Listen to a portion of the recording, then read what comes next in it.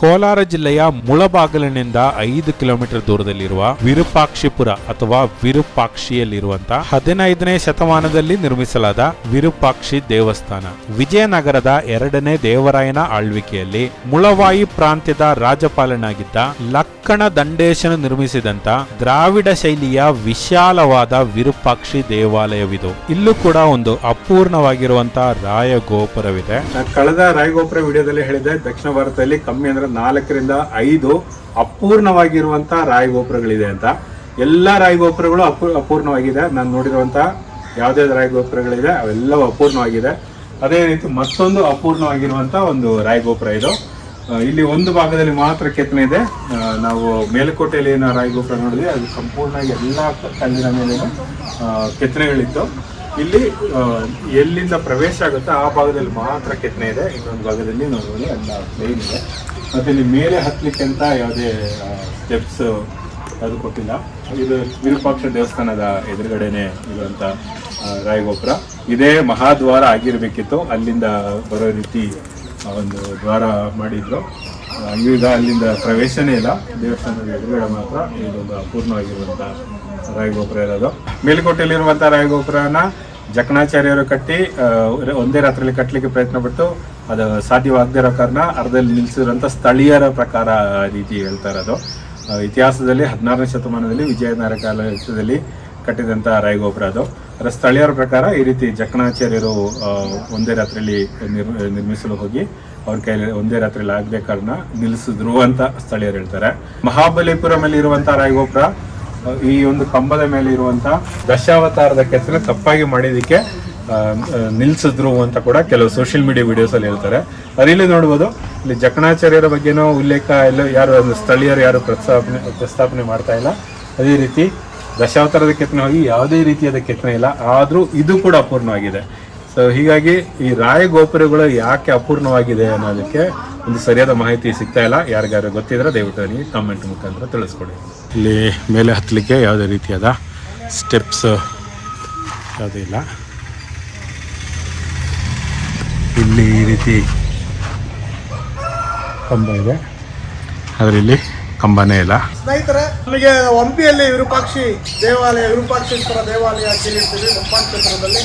ಹಾಗೆ ನಮ್ಮ ಮುಳಬಾಗಿಲು ತಾಲೂಕಿನಲ್ಲಿರುವಂಥ ತುಂಬ ಐತಿಹಾಸಿಕ ಹಳ್ಳಿ ಈ ವಿರೂಪಾಕ್ಷಿ ಗ್ರಾಮವಾಗಿದೆ. ಇದು ವಿಜಯನಗರ ಕಾಲದಲ್ಲಿ ಬಹು ಪ್ರಾಬಲ್ಯವನ್ನು ಪಡೆದುಕೊಂಡಂಥದ್ದು.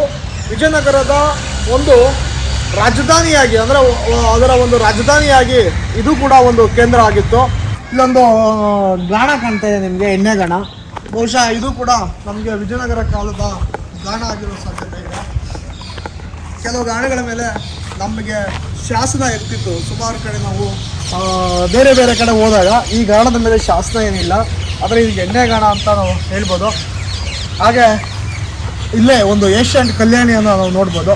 ನೋಡಿ, ಇದು ಕೂಡ ಈ ಗ್ರಾಮದಲ್ಲಿ ಇರುವಂಥ ಒಂದು ಕಲ್ಯಾಣಿ. ಇದನ್ನು ಇತ್ತೀಚಿನ ದಿನಗಳಲ್ಲಿ ಸರ್ಕಾರದವರು ಇದನ್ನು ಸ್ವಲ್ಪ ಜೀರ್ಣೋದ್ಧಾರ ಮಾಡಿರುವಂಥ ಕಾರ್ಯ ಮಾಡಿದ್ದಾರೆ, ನವೀಕರಣಗೊಳಿಸಿದ್ದಾರೆ ಕೆಲವೊಂದು.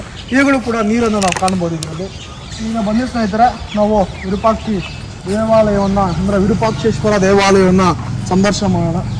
ಈ ದೇವಾಲಯವನ್ನು ವಿಜಯನಗರ ಕಾಲದ ಪ್ರಸಿದ್ಧ ದೊರೆ, ಅಂದರೆ ಸಂಗಮ ವಂಶದಲ್ಲೇ ಪ್ರಸಿದ್ಧ ದೊರೆ ಆದಂಥ ಇಮ್ಮಡಿ ಪ್ರೌಢದೇವರಾಯನ ಕಾಲದಲ್ಲಿ, ಅಂದರೆ ಪ್ರೌಢದೇವರಾಯನ ಕಾಲದಲ್ಲಿ ಅವನ ದಂಡ ನಾಯಕರಾಗಿದ್ದಂಥ ಲಕ್ಕಣ ದಂಡೇಶ ಎನ್ನುವ ಒಬ್ಬ ದಂಡನಾಯಕ ಈ ದೇವಾಲಯವನ್ನು ನಿರ್ಮಾಣ ಮಾಡ್ತಾನೆ.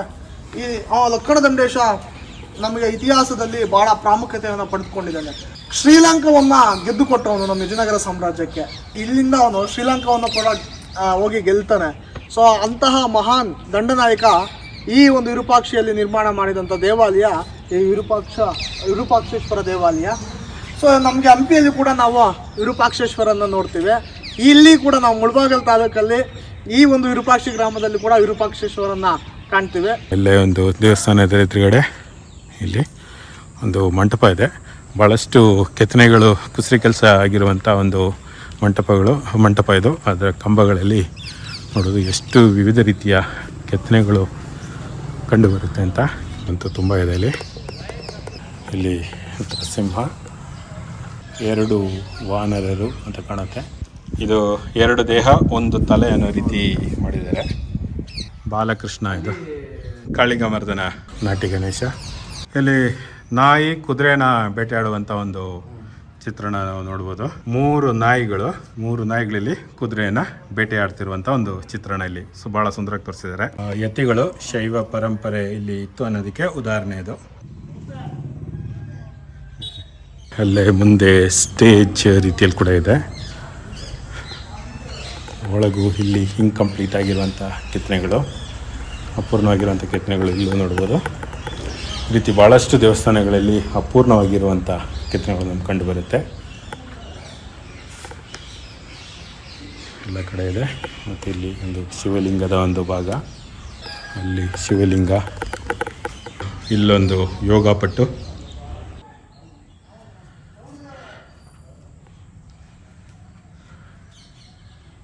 ಕುದುರೆ ಇದೆ ಇಲ್ಲಿ. ಆನೆ ಮತ್ತು ಹಸುವಿಗೆ ಅಥವಾ ನಂದಿಗೆ ಒಂದೇ ಮುಖ ಇರುವಂಥ ಒಂದು ಚಿತ್ರಣದಲ್ಲಿ ನೋಡ್ಬೋದು. ಈ ರೀತಿ ಹಿಡಿದ್ರೆ ಆನೆ ಆಗುತ್ತೆ, ಈ ರೀತಿ ಹಿಡಿದ್ರೆ ಇದು ಹಸು ಅಥವಾ ನಂದಿ ಆಗುತ್ತೆ. ಈ ರೀತಿ ವಿಜಯನಗರ ಕಾಲಘಟ್ಟದಲ್ಲಿ ಅಥವಾ ಅದಕ್ಕೆ ಮುಂಚೆ ಕೂಡ ಈ ರೀತಿ ಭಾಳಷ್ಟು ಕೆತ್ತನೆಗಳು ನಮಗೆ ಕಂಡು ಬರುತ್ತೆ. ಬಂದಿ ಸ್ನೇಹಿತರೆ, ಇಲ್ಲಿ ನಿಮಗೆ ಈ ಒಂದು ಮಂಟಪದ ಕೆಳಗಡೆಗೆ ನಿಮಗೆ ಒಂದಷ್ಟು ನೃತ್ಯ ಕಲಾಕಾರರನ್ನು ನಾವು ನೋಡ್ಬೋದು, ಉಬ್ಬು ಶಿಲ್ಪಗಳನ್ನು ನೋಡ್ಬೋದು. ಈ ಮಂಟಪದ ಬಳಿ ಇರುವಂತ ನಾವೊಂದು 4 ಉಬ್ಬು ಶಿಲ್ಪಗಳಲ್ಲಿ ನೃತ್ಯ ಕಲಾಕಾರರನ್ನ ವಾದ್ಯಗಳನ್ನ ಬಾರಿಸ್ತಿರುವುದು, ನಂತರ ಕೆಲವರು ನೃತ್ಯ ಮಾಡುತ್ತಿರುವಂತಹ 2 ಸ್ತ್ರೀಯರನ್ನ ನಾವು ನೋಡ್ಬೋದು. ಇಲ್ಲಿ ಇರುವಂತಹ ಕಂಬಗಳಲ್ಲಿ ನಿಮ್ಗೆ ಹಲವಾರು ಉಬ್ಬು ಶಿಲ್ಪಗಳು ಸಿಗ್ತವೆ. ಆ ಗಣೇಶ ಅಲ್ಲಿ ನಿಮ್ಗೆ ಮೈಥುನ ಶಿಲ್ಪಗಳು ಕೂಡ ಒಂದು ಕೆಲವು ಇವೆ. ನಾಟಿ ಗಣೇಶನ, ನಟರಾಜ, ನಾಯಿ ಇದೆ, ಹಿಂದೆ ಭೈರವ ಶಿಲ್ಪ. ಇದು ಯಾವ ಶಿಲ್ಪ ಅಂತ ಗೊತ್ತಾಗ್ತಿಲ್ಲ ಸದ್ಯಕ್ಕೆ. ಇಲ್ಲಿರುವಂತ ಪ್ರತಿ ಕಂಬದಲ್ಲಿ ಕೂಡ ವಿಜಯನಗರದ ವಾಸ್ತುಶೈಲಿಯನ್ನು ನೋಡ್ಬೋದು. ಆ ಬಾಳೆ ದಿಂಬು ಅಂತ ದಿಂಡಿ ಇರುತ್ತಲ್ಲ, ಆ ರೀತಿ ಬಾಗಿರುವುದನ್ನು ನಾವು ಕಾಣ್ಬೋದು. ಎಲ್ಲರಲ್ಲೂ ಕೂಡ ಪದ್ಮ ಅನ್ನ ಕಾಣ್ಬೋದು ನಾವು. ಪ್ರತಿ ಕಡೆ ಕೂಡ ಬಹುತೇಕ ವಿಗ್ರಹಗಳನ್ನು, ಉಬ್ಬು ಶಿಲ್ಪಗಳನ್ನ ರಚನೆ ಮಾಡಿದೆ. ಸರಳವಾಗಿ ಪದ್ಮಗಳನ್ನ ರಚನೆ ಮಾಡಿದ್ದಾರೆ. ಇದು ಪಾಳು ಬಿದ್ದಿತ್ತು. ಇದನ್ನ ಇಲಾಖೆಯವರು ಒಂದಷ್ಟು ಜೀರ್ಣೋದ್ಧಾರ ಕಾರ್ಯಗಳನ್ನು ಮಾಡಿ ಉಳಿಸ್ಕೊಂಡಿದ್ದಾರೆ. ಇದು ನೋಡಿ ಸ್ನೇಹಿತರೆ, ವಿಜಯನಗರ ಕಾಲದಲ್ಲಿ ಆಗಿರುವಂತಹ ಒಂದು ವಿಮಾನ ಗೋಪುರ ಇಂದಿಗೂ ಉಳಿದುಕೊಂಡಿರೋದು ನಮ್ಮೆಲ್ಲರ ಸಂತೋಷ ವಿಷಯ. ಬಹುತೇಕ ಕಡೆ ನಾಶ ಆಗಿರುತ್ತೆ ನೋಡಿ. ಅಲ್ಲಿ ನಿಮಗೆ ಕಾಣಿಸಿರುವಂಥದ್ದು ವಿಜಯನಗರ ಕಾಲದ ಒಂದು ಏಷ್ಯನ್ ಕಲ್ಯಾಣಿ ಆಗಿದೆ. ಅದು ಒಂದು ಪ್ರಾಚೀನ ಕಲ್ಯಾಣಿ ಇಂದಿಗೂ ಉಳಿದುಕೊಂಡಿದೆ. ಇದನ್ನ ಕಳೆದ 6 ತಿಂಗಳ ಹಿಂದೆ ಒಂದಷ್ಟು ಜೀರ್ಣೋದ್ಧಾರ ಕಾರ್ಯವನ್ನು ಮಾಡಿ ಅದನ್ನು ಉಳಿಸ್ಕೊಂಡಿದ್ದಾರೆ. ಇಂದಿಗೂ ನೀರಿದೆ ಅದರಲ್ಲಿ. ಈಗ ನಾವು ವಿರೂಪಾಕ್ಷ ದೇವಸ್ಥಾನದ ಒಳಭಾಗಕ್ಕೆ ಹೋಗಿ ನೋಡೋಣ. ದೇವಾಲಯದಲ್ಲಿ ಸಾಕಷ್ಟು ಮಂಟಪಗಳು, ಮತ್ತೆ ಅರ್ಧ ಮಂಟಪಗಳು, ಮತ್ತೆ ಆಯತಾಕಾರದ ಮಂಟಪಗಳು ಹೆಚ್ಚು ಈ ದೇವಾಲಯದಲ್ಲಿ ಇಂದಿಗೂ ಉಳಿದುಕೊಂಡು ಬಂದಿದೆ. ಹೊಸ ಮತ್ತೆ ಹಳೆ ಪಾದಕ್ಕೆ, ವಸ್ತು ಮತ್ತೆ ಹಳೆಯದು. ಪ್ರಾಚೀನವಾದಂತಹ ಅಂದ್ರೆ ವಿಜಯನಗರ ಕಾಲದ ಒಂದು ನಂದಿ, ನಾವು ಪ್ರಾಚೀನ ನಂದಿಯನ್ನು ಕಾಣ್ಬೋದು. ತದನಂತರ ಒಂದು ಅದೇ ಕಾಲದಲ್ಲಿ, ನಂತರ ಕಾಲದಲ್ಲಿ ಮಾಡಿರುವಂತಹ ಒಂದು ಹೊಸ ನಂದಿಗಳನ್ನ ನಾವು ನೋಡ್ಬೋದು. ಸ್ನೇಹಿತರೆ, ಇಲ್ಲಿ ಸುಂದರವಾದಂತಹ ಭೈರವನ ಮೂರ್ತಿ ಇದೆ, ನಾವು ಕಾಣ್ಬೋದು. ವಿರೂಪಾಕ್ಷ ದೇವಾಲಯದಲ್ಲಿರುವಂತಹ ಒಂದು ಭೈರವ ಮೂರ್ತಿ ಇದು. ಇದೊಂದು ವೀರಗಲ್ಲಿದೆ. ಇದು ದೇವಾಲಯದ ಒಳಭಾಗಕ್ಕೆ ಬಂದು ಸೇರ್ಪಡೆ ಆಗಿದೆ. ನೋಡಿ, ವೀರ ತನ್ನ ಜಟೆ ನೋಡಿ, ಒಂದು ಉದ್ದಕ್ಕೆ ಇಳಿಬಿಟ್ಟಿದ್ದಾನೆ ತನ್ನ ಕೂದಿನ ಜಟೆಯನ್ನ. ಮತ್ತೆ ಅವನ ಹಿಂಭಾಗ ಬಾಣಗಳ ಒಂದು ಬುಟ್ಟಿಯನ್ನ ನೋಡ್ಬೋದು. ಅದರಲ್ಲಿ ಸುಮಾರು 5 ಬಾಣಗಳನ್ನ ಬುಟ್ಟಿಯಲ್ಲಿ ನಾವು ನೋಡ್ಬೋದು. ಮತ್ತೆ ಇವನಿಗೆ ಶತ್ರುಗಳ ಕಡೆಯಿಂದ ಸುಮಾರು ಬಾಣಗಳು ಹೊಕ್ಕಿರೋದನ್ನ ಕಾಣ್ಬೋದು. 1, 2, 3 ಬಾಣಗಳು ಅವನ ದೇಹವನ್ನು ಹೊಕ್ಕಿವೆ. ಹಾಗೆ ಅವನ ಹಿಂದೆ ಒಬ್ಬ ಸ್ತ್ರೀ ಇದ್ದು ಅವಳು ಕೈ ಮುಗಿತಿರುವುದನ್ನ ನಾವು ಕಾಣ್ಬೋದು. ಹಾಗೆ ಈ ಕಡೆಗೆ ಒಂದು ಕಮಾಂಡೆಲ್ಲ ಹಿಡ್ಕೊಂಡು, ಒಟ್ಟಲ್ಲಿ ನನಗೆ ಬಹಳ ಗೊಂದಲವನ್ನು ಮೂಡಿಸ್ತಾ. ಇದು ಬಹುಶಃ ನಾನು ಇದನ್ನ ಬೇಟೆ ಹೋದ ಸಂದರ್ಭದಲ್ಲಿ ವೀರ ಮರಣಿಸಿರ್ಬೋದು ಅಂತ ಅನ್ಕೊಳ್ತೀನಿ. ಯಾಕಂದ್ರೆ ಅಲ್ಲೊಂದು ಪಕ್ಷಿ ಇದೆ, ಆ ಕಾರಣದಿಂದ ಯಾವುದೋ ಬೇಟೆಗೆ ಹೋಗೋ ಸಂದರ್ಭದಲ್ಲಿ ಒಬ್ಬ ವೀರ ಮರಣಿಸಿರುವ ಸಾಧ್ಯತೆ ಇದೆ.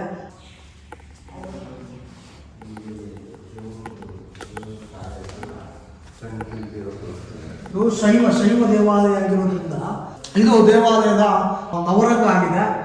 ಮುಂದೆ ನಿಮಗೆ ಅಂತರಾಳ ಇದೆ. ನಂತರ ಗರ್ಭಗುಡಿಯಲ್ಲಿ ವಿರೂಪಾಕ್ಷೇಶ್ವರ ದೇವರನ್ನು ನಾವು ಲಿಂಗವನ್ನು ಕಾಣ್ಬೋದು.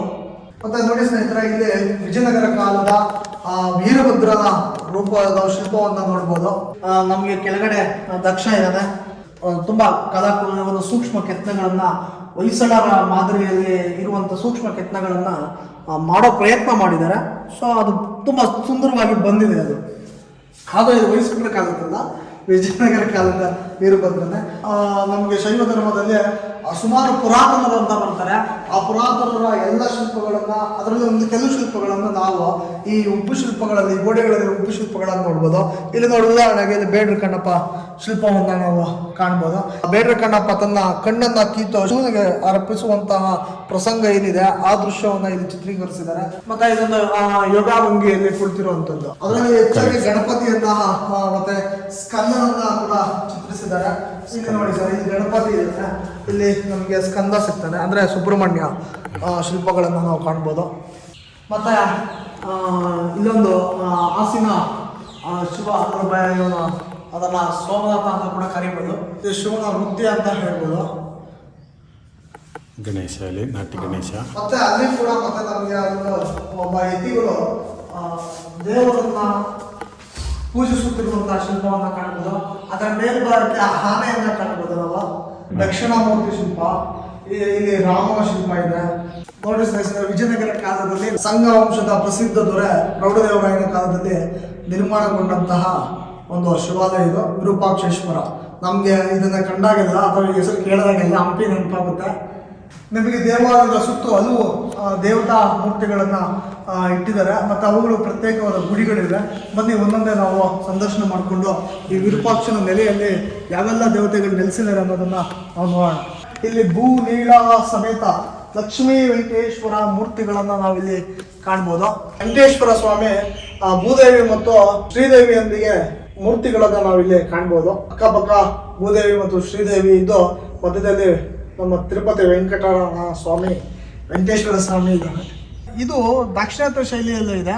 ಹಿಂದೆ ದಾಕ್ಷಿಣಾತ್ಯ ಸಂಪ್ರದಾಯ ಹುಟ್ಟಿದ್ದೆ ನಮ್ಮ ಕರ್ನಾಟಕದಲ್ಲಿ. ಅದರಲ್ಲಿ ನಾವು ಬಾದಾಮಿ, ಹಿವಾಳಿಯಲ್ಲಿ ಇಂಥ ರಚನೆಗಳನ್ನು ನಾವು ನೋಡ್ತೇವೆ.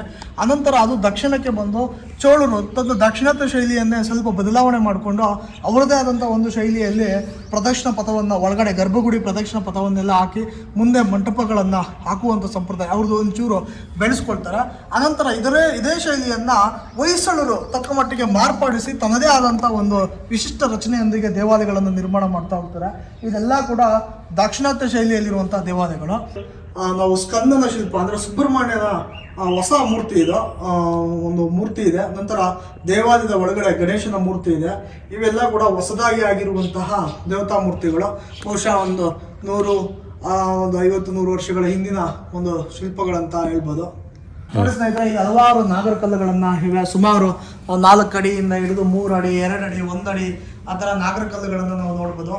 ಸುತ್ತಮುತ್ತಲು ಸುಮಾರು ಹಳ್ಳಿಗಳಿಂದ ಬಂದು ಇವುಗಳಿಗೆ ಪೂಜೆ ಮಾಡ್ತಾರೆ. ನಾಗದೋಷ ಇರುವಂಥವರು ಸಹ ಇಲ್ಲಿ ಬಂದು ಪೂಜೆ ಮಾಡುವಂಥ ಸಂಪ್ರದಾಯ ಇದೆ ಅಂತೇಳಿ ಇತ್ತೀಚೆಗೆ ಇಲ್ಲಿ ಸ್ಥಳೀಯರು ಇದನ್ನ ಹೇಳ್ತಾರೆ. ಕಾಮಾಕ್ಷಿ ಅಮ್ಮನವರು ಇರೋದನ್ನ ಅಂದ್ರೆ ಹೊಸ ಮೂರ್ತಿ ಇದೆ. ಕಾಮಾಕ್ಷಿ ಅಮ್ಮ ಅಂತ ಹೇಳುವಂತಹ ಒಂದು ದೇವತಾ ಮೂರ್ತಿ ಅದು. ಇದು ಕೂಡ ಹಳೇದೇ ಇರ್ಬೋದು, ಏಕೆಂದರೆ ಇದು ಹಳೇದಂತ ಅನಿಸುತ್ತೆ ಇಲ್ಲಿಂದು. ಇಲ್ಲೊಂದು ಅಮ್ಮನವರ ವಿಗ್ರಹ ಇದೆ ಅಂತೇಳಿ ಸ್ಥಳೀಯರು ಹೇಳಿದ್ರು. ಅದರ ಈ ದೇವಾಲಯ ನಿಮಗೆ ತೋರಿಸೋಣ ಅಂತೇಳಿ ಇಲ್ಲಿಗೆ ಬಂದರೆ ಇದು ಬೀಗ ಹಾಕಿದೆ. ನಿಮಗೆ ಅದರ ವಿಗ್ರಹವನ್ನು ನಾವು ಫೋಟೋ ಮಾತ್ರ ತೋರ್ಸೋಕ್ಕೆ ಸಾಧ್ಯ ಆಗುತ್ತೆ, ದೇವಾಲಯನ ತೋರಿಸೋದಕ್ಕೆ ಸಾಧ್ಯ ಆಗಲಿಲ್ಲ, ಯಾಕಂದರೆ ಇದೊಂದು ಬೀಗ ಹಾಕಿದ್ದಾರೆ. ಈಗ ನಾವು ದೇವಾಲಯದ ಉತ್ತರ ಭಾಗದಲ್ಲಿದ್ದೀವಿ. ಉತ್ತರ ಭಾಗದಲ್ಲಿರುವಂಥ ಒಂದು ದ್ವಾರ ಇದೆ. ದ್ವಾರದ ಎಡಭಾಗದಲ್ಲಿ ಇಲ್ಲಿ ಒಂದು ನಮಗೆ ಹುಲಿ ಬೇಟೆ ವೀರಗಲ್ಲಲ್ಲಿ ಕಾಣೋಂಥ ಥರ ಒಬ್ಬ ಹುಲಿಯನ್ನು ವೀರ ಬೇಟೆ ಆಡ್ತಾ ಇದ್ದಾನೆ. ಅಂದರೆ ಒಂದು ಎಡಗೈಯಲ್ಲಿ ಹುಲಿ ಬಾಯಿ ಹತ್ರ ಹೋಯ್ತಾ ಇದ್ದು, ಮತ್ತೊಂದು ಕೈ ಅಂದರೆ ಬಲಗೈಯಲ್ಲಿ ಒಂದು ಚಾಕು ರೀತಿ ಬಾಕನ್ನು ಇಟ್ಕೊಂಡು ಹುಲಿಯನ್ನು ಕೊಲ್ಲೋಕೆ ಹೋಗೋ ರೀತಿ ಕಾಣ್ತಾ ಇದೆ. ಇದು ಕೋಟೆಯಲ್ಲಿ, ಈ ಕೋಟೆ ದ್ವಾರದಲ್ಲಿ ಏನಕ್ಕೆ ಬಂತು ಅನ್ನೋದು ಒಂದು ಅನುಮಾನ ಬರುತ್ತೆ. ಯಾಕಂದರೆ ಇದಕ್ಕೂ ಹುಲಿ ಬೇಟೆ ವೀರಗಲ್ಲಿ ಇರುವಂಥ ಎಲ್ಲ ಲಕ್ಷಣಗಳು ಇದ್ರಲ್ಲಿ ಕಾಣ್ತಿದೆ. ಇದೇ ಥರ ಒಂದು ಕಲ್ಲು ನಮ್ಮ ಬೆಂಗಳೂರು ವಾಣಿವಿಲಾಸ್ ಹಾಸ್ಪಿಟ್ಲ್ ಬಳಿ ಇರುವಂಥ ಒಂದು ಕೋಟೆಯಲ್ಲೂ ಸಹ ಇದೆ. ಆ ಹುಲಿ ಬೇಟೆ ಇದನ್ನ ಇಟ್ಕೊಂಡು ಕೆಲವು ವಿದ್ವಾಂಸರು ಒಂದು ವಾದವನ್ನು ಸಹ ಮಾಡಿದರು. ಇದು ಹೊಯ್ಸಳರ ಕಾಲದಲ್ಲಿ ನಿರ್ಮಾಣ ಆಗಿರೋ ದೇವಾಲಯ ಇರ್ಬೋದು, ಯಾಕೆಂದರೆ ಇದರಲ್ಲಿ ಹುಲಿ ಬೇಟೆ ಇದೆ ಅಂದರೆ ಹೊಯ್ಸಳ ಹುಲಿಯನ್ನು ಕೊಂದಂಥ ಒಂದು ಚಿತ್ರಣ ಇರೋದ್ರಿಂದ ಇದು ಹೊಯ್ಸಳರ ಕಾಲದ್ದು ಇರ್ಬೋದು ಅಂತ ಅಲ್ಲೂ ವಾದವನ್ನು ಮಾಡಿದರು. ಬಟ್ ಆ ವಾದವನ್ನು ಸುಮಾರು ಜನ ತಿರಸ್ಕರಿಸಿದ್ರು ಮತ್ತು ಅದು ಒಪ್ಪಲಿಲ್ಲ. ಅದೇ ರೀತಿ ಈ ಕೋಟೆಯಲ್ಲೂ ಸಹ ಅದೇ ರೀತಿ ಕಾಣ್ತಾ ಇದೆ. ಇದನ್ನು ನೋಡಿದಾಗ ಅನ್ಸಿ ಏನಕ್ಕೆ ಈ ರೀತಿ ಚಿತ್ರಣ ಹಾಕಿದ್ದಾರೆ ಅನ್ನೋ ಒಂದು ಅನುಮಾನ ಮೂಡ್ತಿದೆ. ಮತ್ತು ಇದ್ರ ಬಗ್ಗೆ ಇನ್ನೂ ಸಾಕಷ್ಟು ಕೆಲಸಗಳು ನಡೆದರೆ ಒಂದು ಪೂರ್ಣ ಮಾಹಿತಿ ಸಿಗುತ್ತೆ. ಅದೇ ರೀತಿ ಈ ದೇವಾಲಯದ ಹೊರಭಾಗಿರುವಂಥ ಒಂದು ಗೋಡೆ ಮೇಲೆ ನಮಗೆ ಅಲ್ಲಲ್ಲಿ ಆನೆ ಚಿತ್ರಗಳು ಕಂಡು ಬರ್ತದೆ. ಅಂದರೆ ದೇವಾಲಯದ ದಕ್ಷಿಣ ಭಾಗದಲ್ಲೂ ಇದೆ, ಅದೇ ರೀತಿ ಉತ್ತರ ಭಾಗದಲ್ಲೂ ಇದೆ. ಅದು 2 ರೀತಿಯ ಆನೆಗಳು ಕಂಡು ಬರ್ತವೆ. ಒಂದು ವಿರುದ್ಧ ದಿಕ್ಕಲ್ಲಿ ಚಲಿಸೋ ರೀತಿ 2 ಆನೆಗಳಿದೆ. ಮತ್ತೆ ನಮಗೆ ಸಾಮಾನ್ಯ ಕಂಡುಬರೋ ಥರ ಮತ್ಸ್ಯ ಅಂದರೆ ಮೀನಿನ ಚಿತ್ರಗಳು ಸಹ ಇದೆ. ಇದು ಲಕ್ಕಣದಂಡೇಶ ಈ ಭೂಭಾಗಕ್ಕೆ ಬರೋಕ್ಕೂ ಮುಂಚೆ ಅಂದರೆ ಈ ಪ್ರಾಂತ್ಯಕ್ಕೆ ಮುಳುವಾಯಿ ರಾಜ್ಯಕ್ಕೆ ಇದು ನಾವು ವಿಜಯನಗರ ಕಾಲದಲ್ಲಿ ಮುಳುವಾಯಿ ರಾಜ್ಯ ಅಂತ ಕರಿತಿದ್ದೀವಿ. ಅದಕ್ಕಿಂತ ಹಿಂದೆ ನಾವು ಇಲ್ಲಿ ಹಲವಾರು ಪ್ರಾಚೀನ ನಾಡುಗಳಿದ್ದವು. ನಮ್ಮ ಹೊಯ್ಸಳರ ಕಾಲದಲ್ಲಿ, ಅದಕ್ಕಿಂತ ಹಿಂದೆ ಗಂಗರ ಕಾಲದಲ್ಲಿ, ಬಾಣರ ಕಾಲದಲ್ಲಿ ಇಲ್ಲಿ ಹಲವು ನಾಡುಗಳಿವೆ. ಆದರೆ ಅವುಗಳೆಲ್ಲ ಒಟ್ಟಾರೆ ವಿಜಯನಗರ ಕಾಲದಲ್ಲಿ ಇದನ್ನು ಮುಳುವಾಯಿ ರಾಜ್ಯ ಅಂತ ಹೇಳಿ ಸೇರಿಸ್ಬಿಟ್ಟು ಒಂದೇ ಪ್ರಾಂತ್ಯವನ್ನು ಮಾಡ್ತಾರೆ. ಆ ಒಂದು ಮುಳುವಾಯಿ ರಾಜ್ಯಕ್ಕೆ ಮೊದಲಿಗೆ ಇಲ್ಲಿ ಬರೋದು ಬುಕ್ಕನ ಮಗ ಕಂಪಣ ಅಂತ ಬರ್ತಾನೆ, ಇಮ್ಮಡಿ ಕಂಪಣ. ಅವನು ಇದನ್ನು ತನ್ನ ರಾಜಧಾನಿಯಾಗಿ ಮಾಡಿಕೊಂಡು ಇಡೀ ತೊಂಡೈ ಮಂಡಲವನ್ನು ಆಳ್ವಿಕೆ ಮಾಡ್ತಾನೆ ಅಂತೇಳಿ ಇಲ್ಲಿನ ಸ್ಥಳೀಯ ವಿದ್ವಾಂಸರಾದ ನರಸಿಂಹನ್ ಸರ್ ಅವರ ಅಭಿಪ್ರಾಯ. ನಮಗೆ ಅದಕ್ಕೆ ದಾಖಲೆಗಳು ಕೂಡ ಸಿಗ್ತವೆ. ನಮಗೆ ಇಮ್ಮಡಿ ಕಂಪಣ ಏನಿದಾನೆ ಇಡೀ ನಮ್ಮ ದಕ್ಷಿಣ ಭಾರತಕ್ಕೆ ವಿಜಯನಗರ ಸಾಮ್ರಾಜ್ಯವನ್ನು ವಿಸ್ತರಣೆ ಮಾಡಿದಂಥ ಒಂದು ಕೀರ್ತಿಗೆ ಕಂಪಣ ಪಾತ್ರನಾಗ್ತಾನೆ. ಸೊ ಮಧುರೆಯಲ್ಲಿ ಇಸ್ಲಾಂ ಆಡಳಿತಗಾರರು ತುಂಬ ಕ್ರೌರ್ಯವನ್ನು ಮೆರೀತಿದ್ರು. ನೂರಾರು ದೇವಾಲಯಗಳನ್ನು ಧ್ವಂಸ ಮಾಡಿ ಅಲ್ಲಿ ಪೂಜೆ ಪುನಸ್ಕಾರಗಳಿಲ್ಲದಂತೆ ನೋಡಿಕೊಂಡಿದ್ರು. ಅಂಥ ಸಂದರ್ಭದಲ್ಲಿ ಇಮ್ಮಡಿ ನಮ್ಮ ಕಂಪಣ ಏನಿದಾನೆ ಆ ಕಂಪಣ ಒಡೆಯರ್ ಇಲ್ಲಿಂದ ಅಂದರೆ ಫಸ್ಟು ಮುಳುವಾಯಿ ರಾಜ್ಯದವನ್ನ ಗೆದ್ದುಕೊಂಡು ಇಲ್ಲಿ ಒಬ್ಬ ದಂಗೆ ಎದ್ದಿರ್ತಾನೆ. ಅವನನ್ನು ಮಟ್ಟ ಹಾಕಿ ನಂತರ ಅವನು ಶಂಭುವರಾಯ ಅಂಥೇಳಿ ಈ ಭಾಗದಲ್ಲಿ ಆಳ್ವಿಕೆ ಮಾಡ್ತಿರ್ತಾನೆ, ಒಬ್ಬ ಪಾಳೆಗಾರ. ಅವನನ್ನು ಮಟ್ಟ ಹಾಕಿ ನಂತರ ಇಲ್ಲಿಂದ ನಮ್ಮ ಮಧುರೆಗೆ ಹೋಗಿ ಮಧುರೆಯಲ್ಲಿ ಆ ಸುಲ್ತಾನನನ್ನು ಸೆರೆ ಬಡಿದು ಅಲ್ಲಿರೋ ನೂರಾರು ದೇವಾಲಯಗಳಿಗೆ ದಾನ ದತ್ತಿಗಳನ್ನು ಕೊಡ್ತಾರೆ. ಅದು ಶ್ರೀರಂಗಮಲ್ಲಿ ಯಾವುದನ್ನು ಪ್ರತಿಷ್ಠಾಪನೆ, ದೇವರನ್ನು ಪ್ರತಿಷ್ಠಾಪನೆ ಮಾಡ್ತಾರೆ. ಸೊ ಈ ಥರ ಹಲವಾರು ಹಿಂದೂ ದೇವಾಲಯಗಳನ್ನು ಸಂರಕ್ಷಣೆ ಮಾಡುವ ಕೆಲಸ ಕಂಪಣ ಮಾಡ್ತಾನೆ. ಸೊ ನಾವು ಕಂಪಣನ ಬಗ್ಗೆ ಹೆಚ್ಚು ಅಧ್ಯಯನ ಮಾಡಬೇಕಾದ್ರೆ ನಮ್ಮ ಕನ್ನಡದ ಶಾಸನಗಳ ಜೊತೆಗೆ ತಮಿಳುನಾಡಲ್ಲಿರುವಂಥ ಕಂಪಣದ ಶಾಸನಗಳನ್ನು ನೋಡಬೇಕು. ಅವನ ಕಂಪಣನ ಜೊತೆ ಹಲವು ದಂಡನಾಯಕರು ಕೂಡ ಅವನ ಜೊತೆಯಲ್ಲೇ ಹೋಗ್ತಾರೆ. ಅವರು ಕೂಡ ಅವನಿಗೆ ಬೆನ್ನೆಲುಬಾಗಿ ನಿಂತು ಇಡೀ ನಮ್ಮ ತಮಿಳುನಾಡಿಗೆ ವಿಜಯನಗರ ಸಾಮ್ರಾಜ್ಯವನ್ನು ವಿಸ್ತರಣೆ ಮಾಡ್ತಾನೆ. ಆನಂತರ ಅವನು ಇದನ್ನು ಒಂದು ನೆಲೆಯಾಗಿಟ್ಕೊಳ್ತಾನೆ. ವಿರೂಪಾಕ್ಷಿ ಗ್ರಾಮ ಇದೆ, ಇದನ್ನು ನೆಲೆಯಾಗಿಟ್ಟುಕೊಂಡು ಆಳ್ವಿಕೆ ಮಾಡಿರ್ತಾನೆ. ಸೊ ನಾವು ಈ ದೇವಾಲಯದ ಆಸ್ಪಾಸೆಲ್ಲ ನಾವು ಕೋಟೆಯ ಅವಶೇಷಗಳನ್ನು ನಾವು ನೋಡ್ಬೋದು. ನಾವು ಕೊನೆಯಲ್ಲಿ ಆ ಕೋಟೆ ಅವಶೇಷಗಳನ್ನು ನಿಮ್ಗೆ ತೋರಿಸ್ತೀವಿ ಸ್ನೇಹಿತರೆ.